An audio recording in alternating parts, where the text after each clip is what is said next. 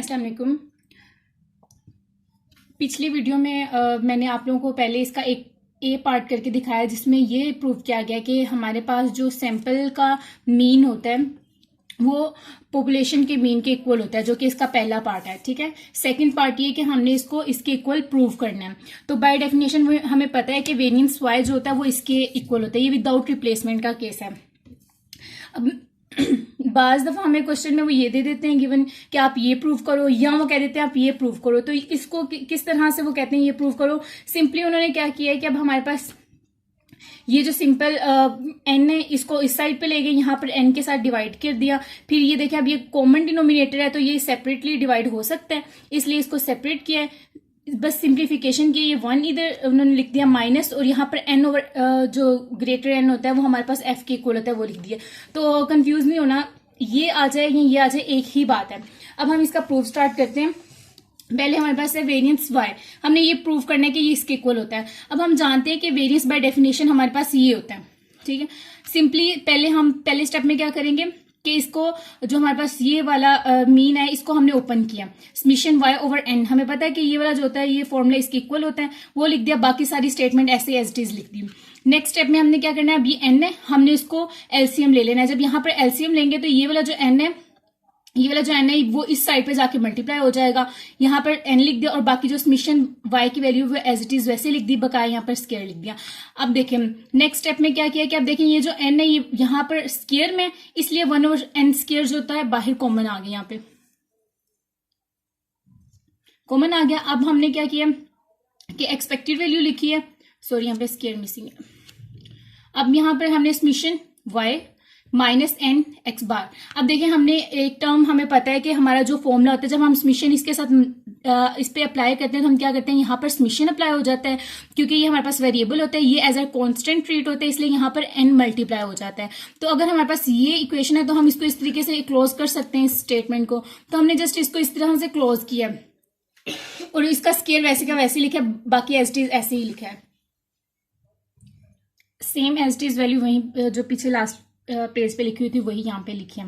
अब देखें अब समेशन वाई आई का जो स्केयर होता है ये हमारे पास एक फॉर्मूला एक रूल है, वो इक्वल होता है समेशन इंडिविजुअली वाई पे स्केयर अप्लाई कर देते हैं और डबल समेशन ले लेते हैं वाई आई और वाई जे टर्म में। अब यहाँ पर विदाउट रिप्लेसमेंट का केस है, इसलिए हम लोग यहाँ पर एन और एन माइनस वन टर्म में लिखेंगे। तो सिंपली क्या किया, इस रूल को अप्लाई किए इस इक्वेशन पे। आप देखें यहाँ पर हमने जहां पर यहाँ पर वाई आई था उसकी जगह पे हमने सिर्फ इसकी वाई आई और वाई बार को माइनस वाई बार को हमने लिख दिया, कुछ भी नहीं किया, सेम इस फॉर्मूले में बस पुट किया है। वो कैसे किया कि समेशन ये वाली वैल्यू यहाँ पर आ गई। यहाँ पर देखें हमने क्या किया था, इंडिविजुअल वाई का हमने स्केयर लेना था, स्केयर लिए प्लस और हमारे पास बाद में आ गया समेशन, ये वैल्यू यहाँ पर लिख दी। अब देखें इसको आई टर्म में पहले लिखा, फिर उसके बाद यहाँ पर जे टर्म में इसके साथ मल्टीप्लाई करवा दिया।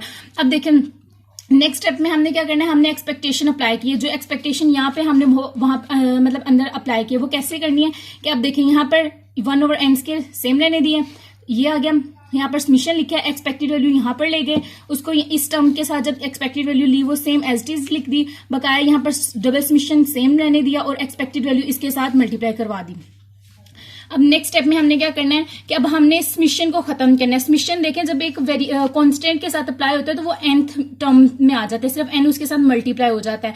तो यहाँ पर समेशन जब इसके साथ अप्लाई किया तो यहाँ पर n के साथ ये क्या हो गया, मल्टीप्लाई हो गया। नेक्स्ट स्टेप में आपने यहाँ पर क्या करना है, अब देखिए यहाँ पर हमारे विदाउट रिप्लेसमेंट का केस है, इसलिए n और n minus one term use होता है। तो हमने क्या कर दिया, यहाँ पे सिंपली n लिखा, n माइनस वन लिख दिया एक्सपेक्टेड वैल्यू वाई आई, बाकी सारा सेम है। ये n माइनस वन का कॉन्सेप्ट ऐसा होता है जिससे देखिए हम विदाउट रिप्लेसमेंट का केस है ना, तो इस तरह आप फॉर एग्जांपल आपके पास 7 बॉल्स हैं, आप उसमें से एक बॉल को आपने सिलेक्ट कर लिया, यानी कि n आपने पहले आपके पास 7 बॉल्स थी, अब आपने सिलेक्ट कर लिए, अब पीछे आपके पास कितनी रह गई हैं, 6 रह गई हैं। तो यानी कि n माइनस वन जिसमें से n में से आपने एक माइनस कर दिया, ठीक है। इसलिए ये n minus one without replacement के केस में होता है जब हम डबल समेशन अप्लाई कर रहे होते हैं यहाँ पर। और हम जानते हैं कि अब एक्सपेक्टेड वैल्यू का जो फॉर्मूला होता है, जैसे हम ये देखें यहाँ पर साइड पे लिखा भी हुआ है कि एक्सपेक्टेड वैल्यू x की जो होती है समेशन x ओवर n आ जाता है, पॉपुलेशन का n। हमने बस इसी फॉर्मूले को, जैसे हमने इसको एज अ एक वेरिएबल कंसीडर करना है, नो डाउट यहाँ पर 2 वैल्यूज हैं, लेकिन आपने एक वेरिएबल कंसीडर करके समेशन और सिर्फ इस फॉर्मूले में पुट कर देना। जहां पर x था वहां पर आपने वाई आई माइनस एक्स वाई बार आपने यहाँ पर लिख दिया। ये y बार प्लस, और यहाँ पर क्या करना है, यहाँ पर भी सिर्फ हमने इनका समीशन ओपन कर दिया। इसका समीशन ओपन करेंगे तो जैसे हम जानते हैं कि हमारे पास विदाउट रिप्लेसमेंट का केस है, इसलिए डबल समीशन हमारे पास यहाँ पर ये आ जाएगी, यानी कि n की इसकी वैल्यू n में आएगी और इसकी n-1 में डबल समीशन यहाँ पे अप्लाई होगा। इसको एक साइड पे दोनों को इकट्ठा लिख दिया, नीचे जो वैल्यू आएगी वो n-1 आएगा। नेक्स्ट स्टेप में अब हम क्या करेंगे, नेक्स्ट स्टेप में हमने किया है सिंपली हमने क्या किया है कि जो यहाँ पर n ओवर ये है इनको बाहर लिख दिया, इसको लिख दिया, क्योंकि अब यहाँ से हम कॉमन लेना चाह रहे हैं कि क्या वैल्यूज कॉमन आ रही है, हम उनको साइड पे ले लें ताकि इजीली सिंप्लीफिकेशन हो सके। ये वैल्यू हमने यहाँ पे लिख दी एज इट इज, उसके बाद ये जो है इसको बाहर ले गए, अब बाहर मतलब कि यहाँ पर ले आए और बाकी ये स्टेटमेंट वैसे ही लिख दी। अब देखें यहाँ पर एक कॉन्सेप्ट है जो हमारा यूज होना है। अब देखें हम डबल समीशन को तो अप्लाई नहीं यूज नहीं ना कर सकते, बार बार डबल समीशन कहाँ तक इनको लेके जाएंगे। इनको सिंप्लीफाई करने के लिए हमने जो पुराना यहाँ पर रूल इंट्रोड्यूस करवाया था, जिसका ये हमारे इस क्वेश्चन के मुताबिक हमारे पास ये वाली स्टेटमेंट बनी थी, ठीक है। सिंपली ये यहाँ पर लिखी और कुछ भी नहीं है इसमें क्या। अब इसमें चेंजेस क्या करनी है कि अब देखें हमारे पास ये दो है, हमने क्या किया समीशन y i पे अप्लाई किया माइनस, अब देखें जब हमारे पास ये कांस्टेंट है इसके साथ जब समीशन अप्लाई होगा तो वो n हो जाएगा, क्योंकि ये पॉपुलेशन का इसलिए यहाँ पर ग्रेटर n यूज किया जाएगा। नजर आ रहा है, ठीक है।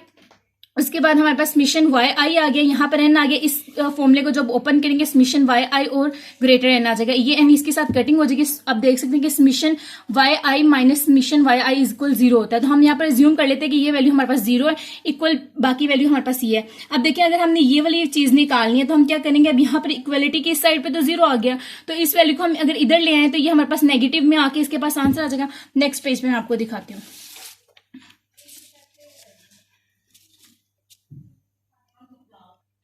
ये देखें यहाँ पर 0 एज्यूम हो गया था, बाकी हमारे पास ये स्टेटमेंट वैसे आ गया। अब हमने ये वाली वैल्यू यहाँ पे लेके गए हैं, ठीक है, ये यहाँ पर आ गया माइनस में आ गई, बाकी अब डबल समीशन हमें पता चल गया ये है। तो हमने क्या कर देना, ये वाली जो हमारी स्टेटमेंट थी यहाँ वाली, इस स्टेटमेंट में हम एज इट इज लिख देंगे। ये देखें इस जगह पे हमने सिर्फ ये वाली चीज अप्लाई कर देनी है। यहाँ पर एक स्टेप और है, वो ये कि जो सिंपली हमारे पास ये वाली इक्वेशन थी ना वो एज इट इज लिख दी है, ये वाली, ठीक है। इसमें से अब देखो कॉमन आ रही है ना, ये चीज जो है वो n और ये n, ये इसके बाद में कॉमन आएगा, ठीक है। अब देखें सबसे पहले कॉमन बाद में लेंगे, पहले ये वाला स्टेप कंप्लीट करना है। वो कैसे किया कि यहाँ पे इन दोनों को डबल समीशन को खत्म किया, डबल समीशन को खत्म किया इस फॉर्मूले के मुताबिक। इसमें हमने minus summation y i minus y bar square यहाँ पर यूज कर दिया। नेक्स्ट अब हमने इस स्टेप में क्या करना है, अब इसमें ये करना है कॉमन लिया। वो कॉमन कैसे लिया, सिंपली यहाँ पे ये वैल्यू लिखी हुई, कुछ भी नहीं और किया इसमें। कॉमन इसमें हमने ये वाली टर्म और साथ में यहाँ पर देखें n ये वाली टर्म कॉमन आ रही है, ये चीज और ये चीज कॉमन आ रही है। तो हमने क्या किया 1 ओवर n स्क्वायर, तो वैसे ही बाहर था ना कॉमन था, इसलिए अब कॉमन ये वाली वैल्यू ली है। तो अब देखें इस स्टेटमेंट में से हमारे पास क्या बचा, 1 बचा, माइनस ये वाला माइनस जो यहाँ पे लिख दिया गया, और बाकी ये वाले जो n-1 और नीचे कैपिटल n-1 वो वैसे ही लिख दिया। नेक्स्ट स्टेप में आप क्या करेंगे, आपने सिंपली इसको क्या करना है कि अब देखें यहाँ पर इस n के साथ इसकी कटिंग हो गई, यानी कि नीचे 1 n आ गया और ये वाला एक n लिख दिया। उसके बाद यहाँ पर summation yes as it is लिख दिया। इसके बाद अब देखें ये है इसका हमने ले लिया कॉमन एलसीएम ले लिया। अब एलसीएम लिया, कॉमन डिनोमिनेटर लेने के लिए हम क्या करेंगे n-1 लिख दिया, ये इसके साथ मल्टीप्लाई हो गया, n-1 आ गया, माइनस ये यहाँ पर n यहाँ पर, ये माइनस इसके साथ जब अप्लाई होगा तो ये पॉजिटिव 1 आ जाएगा। अब ये और ये कैंसिल हो गए, हमारे पास बस ये स्टेटमेंट बच गई है। अब यहाँ पर हमने क्या करना है, नेक्स्ट अब हमने क्या किया कि अब देखें ये वाली वैल्यू को बिल्कुल साइड पे ले गए, इस वैल्यू को यहाँ पर लिख दिया, बाकी ये जो सिंप्लीफाई किया कुछ भी नहीं इसमें ऐड किया, कोई स्टेप नहीं किया इसमें।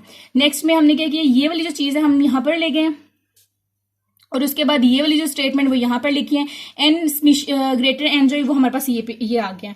अब देखें हम जानते हैं कि हमारे पास जो s स्क्वायर का यानी कि जो वेरिएंस होता है वो इसके इक्वल होता है, हमने जस्ट वेरिएंस की जगह ये वैल्यू लिख दिया है, बाकी हमारे पास स्टेटमेंट आ गया।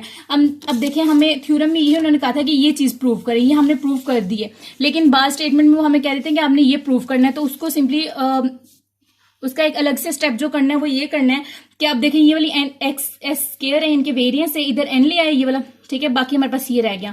इसमें क्या करें, ये कॉमन डिनोमिनेटर है इसलिए दोनों टर्म पे डिवाइड होगा, दोनों टर्म पे डिवाइड किया, उसके बाद हमारे पास ये वाला इसके साथ कट हो गया, 1 आ गया, ये n और ग्रेटर n कैपिटल n आ गया। कैपिटल n के बाद हम जानते हैं कि ये वाला जो होती है हमारे पास f के इक्वल होता है, f के इक्वल लिख दिया और ये हमारा थ्योरम प्रूव हो गया। Thank you.